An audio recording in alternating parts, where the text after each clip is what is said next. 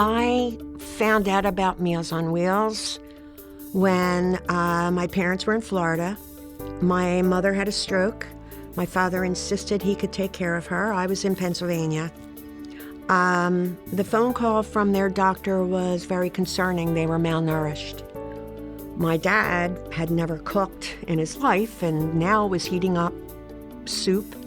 The doctor suggested that he contact Meals on Wheels for me, and Meals on Wheels did accept them as clients, and I had the peace of mind knowing that somebody was checking in on them and feeding them on a regular basis. I didn't have to worry about it. When I retired after 40 plus years with Amtrak, Meals on Wheels was the first thing I decided to do. I spent 40 years with the Boy Scouts of America. I was on their executive board for a very, very long time, and it was all volunteer work. And from there, I grew to the opposite end. I grew to be a volunteer in aging services.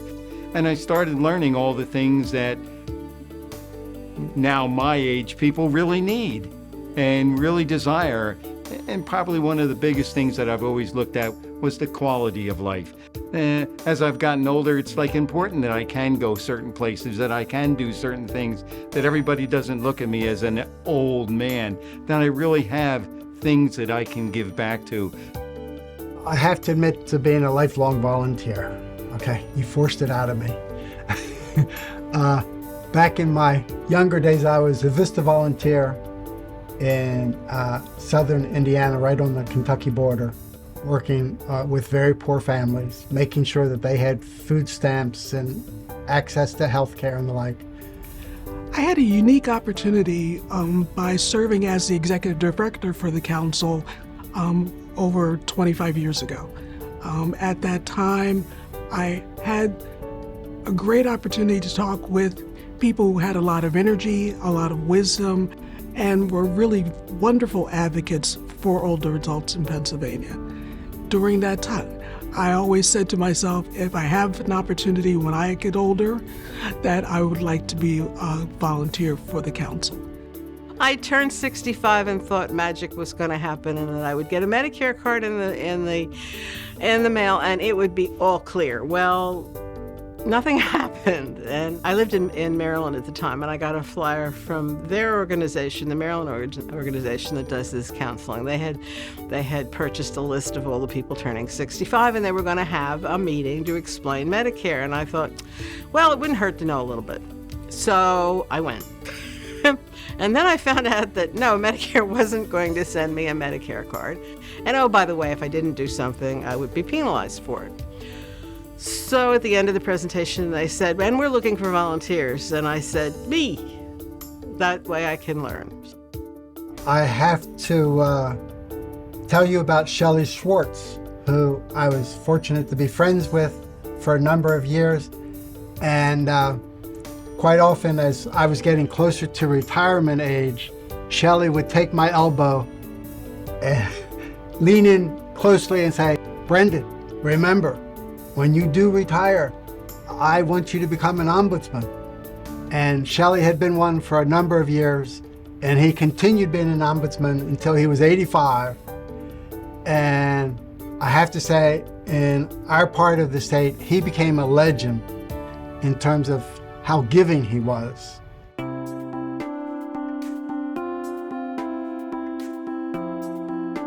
Absolutely, the idea behind having a Department of Aging and employees and people who are trained to do things is wonderful, but it's one half.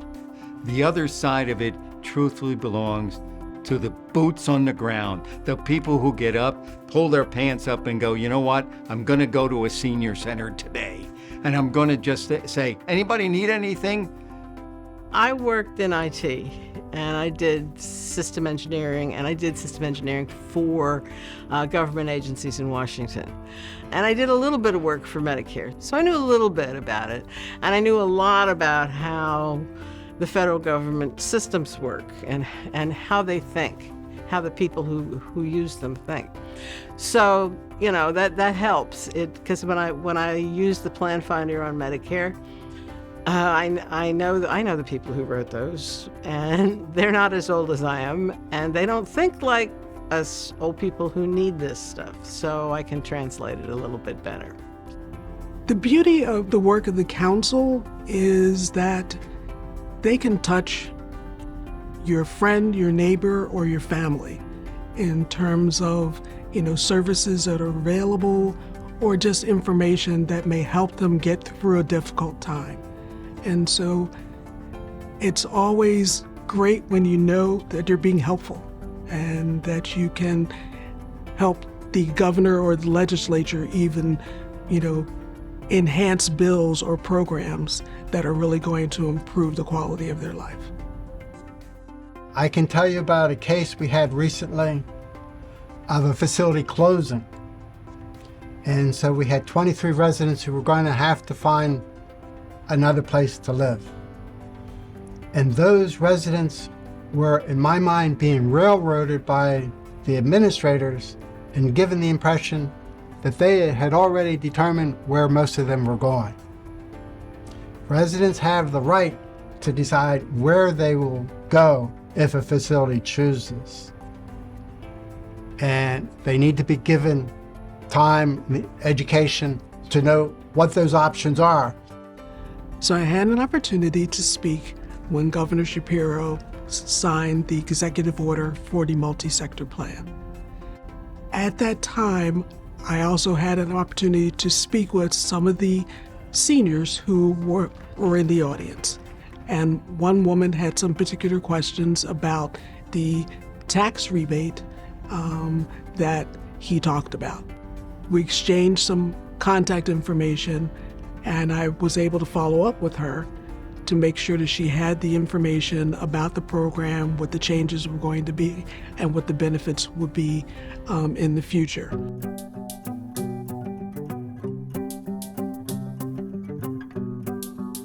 I think the hardest part going around our entire country right now, no matter what organization you're with, is to figure out, where do I find the next person to replace me? Me. Not that I'm anything special, not that I'm Superman of volunteers, but where do I find the person who just is willing to do that? And it starts with, I have 7 grandchildren, and my one grandson is a police officer in the city, not in some comfy, in the city. And he loves to volunteer. And I said, oh, Tanner, why do you volunteer? And he looked at me square in the eye and he said, 'cause you taught me to. I have had a few people tell me that they wanted to interview with us, but they weren't sure what to do. And I tell them to come and shadow me for a day and see what they think.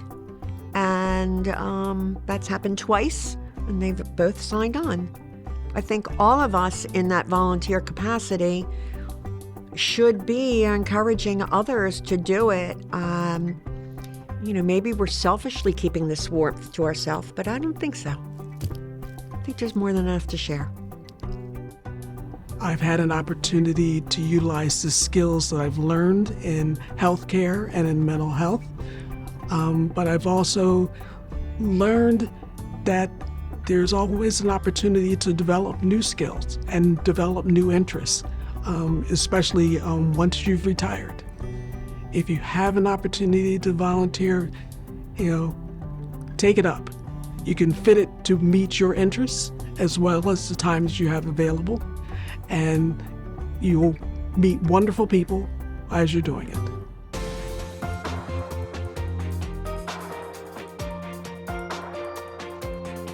The team is incredible. We gather, our Glenside office team of volunteers, we gather when we don't have to. We will get together on a Friday after everything is done, and we will have coffee and donuts. We had a Christmas party, it was a half hour long, but, we did it. I had a Meals on Wheels happy hour at my home for the volunteers. That's one of the pictures there. Out of 35 volunteers, 30 people showed up. I mean, we genuinely care about each other, and we are the village. It's good to have a purpose in life, right? And it's good to know that after you get up and so forth and get on the road, you have the potential to be helping somebody that day. If you're lucky and you build the relationships of trust with the residents and their families, when the time arises and they need help, they will turn to you and seek your assistance. And I don't know, that's what more can one ask for? For me, it's perfect. Anybody who is retiring is going to face life as, oh, now what do I do? And in the beginning, as you first get started, you don't want to do anything but play. So you do that for a while. Then you'll get to the point where you want to do a little bit more. The hard part of doing a little bit more is to recognize that you aren't who you were. You no longer are the person you were, and nobody really gives a rip who you are now. So you have to start all over. And you can be somebody new. Don't ever, ever let the opportunity pass you by because you're too busy. Stop, and realize in your mind, I care that much. It's not going to interfere with my life. It'll only take me a minute. Why I keep doing it is seeing their faces, being able to have a consumer open the door and be so thankful for food. It's amazing. It makes you feel so good. Everybody should do it.